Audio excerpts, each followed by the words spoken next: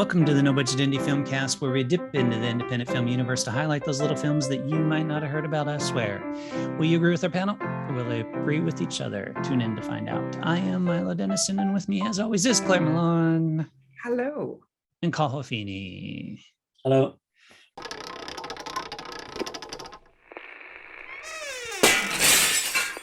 Today, we are watching a documentary called The White Helmets by Orlando von Einsiedel. Hopefully, I'm pronouncing that last name right. So what this is a documentary about a group of volunteers in Syria, in the war-torn region of Syria. And basically what they do is they go rescue people. That's what they do. They volunteer with all the fighting and bombing and everything that's going on in the country since the war started in, I think, 2011. This group of guys will go out and dig through rubble and hopefully rescue as many people as they can. This particular film follows a small group of them, starts off with kind of what they do, and then they actually go into Turkey for I think it was Turkey, right? Yes, yeah. Turkey. So they go to Turkey to do some additional training. And what's interesting is while they're in Turkey, there's a bombing strike that happens in the region that they're from. So you literally see these guys that are training on, taking, when they're not training, on the phones, trying to find out what happened to their family members that had been bombed. So that's like how close and personal they are to it. There's some interesting statistics. This was made in 2016. So I think at the beginning it says there's over 400,000 casualties in the war. I just looked today and the number's up to like 465,000 now. But it's interesting because where we live in European countries, everybody just is talking about the war in Ukraine right now, because of course that's recent and it's closer to home. So that's what's in the news here. But the reality is there are hundreds, there are other countries in the world that have been experiencing conflict for much longer. And so this follows this group of people working in a conflict zone. Yeah, it's quite tragic to see what they have to go through in this country. Yeah, it's very, very apt at the moment. And it's funny because we always, like, Syria to us is for us, it's such a different world that it really didn't affect us directly. And like, obviously we did see it on the news and it was terrifying, heartbreaking. And now it's on Europe's doorstep. I think everyone in Ireland and England and the UK and everywhere in Europe are thinking, oh my God, this war could be here. It's a very moving documentary, and it's heartbreaking. Like when they're in Turkey and one of the guy's brothers, I think they think he's died, and he's trying to communicate with the families. And now every day we're seeing about the Ukraine conflict as well. And I even saw, I think it was Sky News, they were attacked, they're journalists, and in the footage they show here, you can feel the planes and the bombs crashing and the effect. And same with when I was watching that Sky News piece when the journalists were attacked. It's you really feel you were there and the horror of it. And yeah, mankind, there's so much cruelty in the world. Like it's shocking and it's hard to get your head around. And it makes it so real now that it's on our doorstep. But extremely moving documentary. They're extremely brave people. And it was amazing. And it's so horrible. There was one moment where they took a little baby out of the rubble and then they show him then later on. But it's just the terror they must have felt. And I think there were Russian jets as well. Yeah, it's extremely harrowing and moving, and definitely hard to watch, but everyone really should watch this. Okay, well, I have to say I was a bit disappointed by this documentary. That's not to take away from the footage that we showed on the bravery and the heroism of these guys, but I just felt that as a documentary, it didn't really give any context. So if you had no idea about the war in Syria, or who was involved, or the different actors and what it was about. And like, you wouldn't learn anything from this film.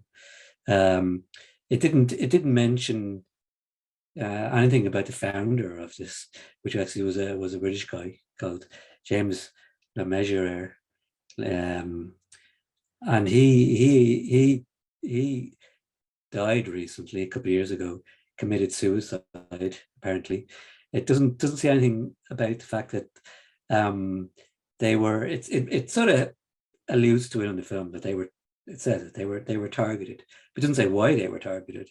It doesn't say why the Russians were there, and the reason they were targeted is because they were bearing witness to what was happening, and they were recording it, and the Assad and Russians, they didn't want this, so they were subject to a sustained period of disinformation, where their motivations were brought into question. They were accused of being Al Qaeda. They were accused of faking some of the rescues, and this even at one stage, I think some group they rented a room in the UN so to try to give it, and had a press conference to give it sort of more authority, and it sort of had an effect. So I listened to a podcast about this about 3 or 4 months ago. That's why I know a bit about it now. And I went into this watching this film with kind of high expectations. Okay, they're gonna explore this, and I might learn something new. But it didn't really. I mean, and it was called The White Helmets, but it really should have been just called The Men of the White Helmets, or because to call it The White Helmets implied that you were going to learn about the White Helmets, but you don't really. But I mean, at the same time, you've a huge admiration for these guys, and it's selfless and it's brave, and war conflicts, they bring out the best and the worst in people, and I've nothing but admiration for them. But as a film, it didn't come up to the mark for me. Yeah, that's interesting. So I would have liked to know, actually, I didn't know the history of the White Helmets. Yeah, they didn't actually mention it in the documentary, but that's quite interesting. I'd love to have seen that side of it, But you said it maybe should be known as the Men of the White Helmets rather than the White Helmets as the group. So I think there was another documentary about this, was there? I think I remember watching something else with the White Helmets. Yeah, I think the thing is, like, this is 40 minutes long. So they were definitely just trying to tell this very specific story. I agree with you, Carl, because the war in Syria, there's so much more to that war. I mean, yeah, they're talking about the Russian jets flying over and dropping the bombs, but all these other countries have had their hands in this war. The US, the Russians, Turkey, so many other countries are having influence on the two sides of the conflict, and you don't really get much of that.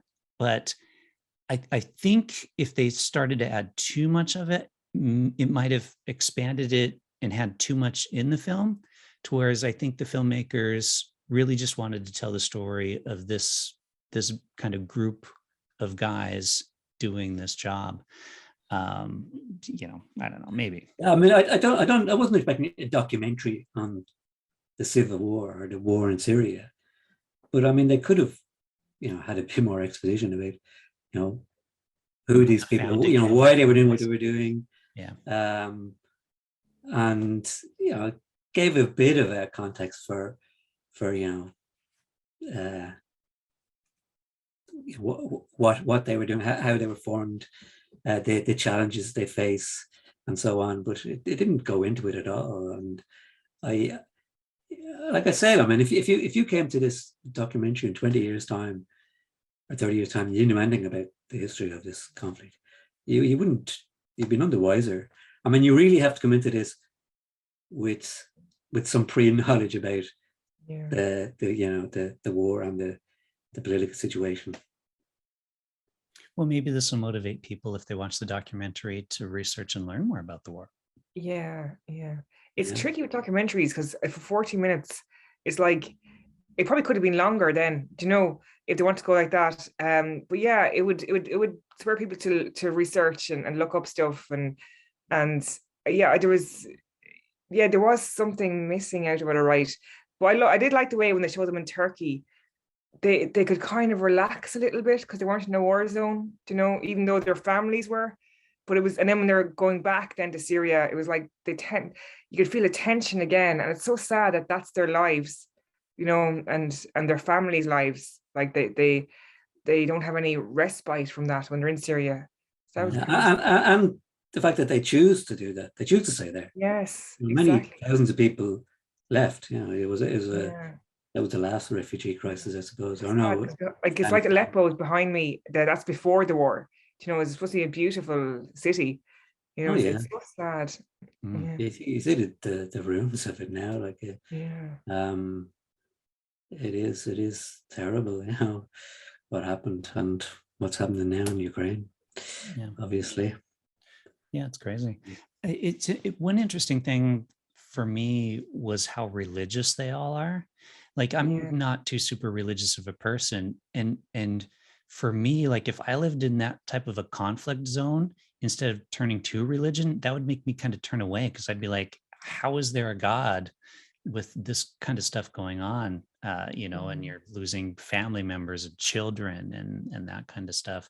So it is interesting how throughout all of it, these guys have held on to their faith in a higher power. And maybe that's why too, because it's like without it, you would feel hopeless, right? So the yeah, belief that people are actually going somewhere better gives you a little bit of hope. Maybe. I don't know. yeah. I do think this is at one stage where you might have, let's say, let's quote the first line from the Quran, that I don't know, I got the feeling that was that you in that situation you couldn't not do it. You know, I'd say there's a certain amount of pressure involved, you know, to comply. I mean, we had in this country years ago, like that to be not be religious was just wasn't an option, you know. And it took years and years and years to kind of slowly drag yourself out of that. And I think, you know, in certain societies that's still the case. All right, guys. Well, review time or rating time. Okay. So for me, yeah, it did lack something, as you said, the history. I'd love to know more about the White Helmets, but it's still an interesting documentary and a really insight into what they do, and the footage on the ground as well. You really saw the horrors that were there. But I'm going to give it 4 stars. Okay, well, for me, as I said, I find it a bit disappointing as a documentary. I presume it was a choice, because they would have had the footage, and yeah, they could have gone into a bit more detail. So I'm going to give it 2 stars. I don't know if it deserves to win an Academy Award for Best Documentary, which I noticed it did, but I do think it is good, and it is a bit heart-wrenching.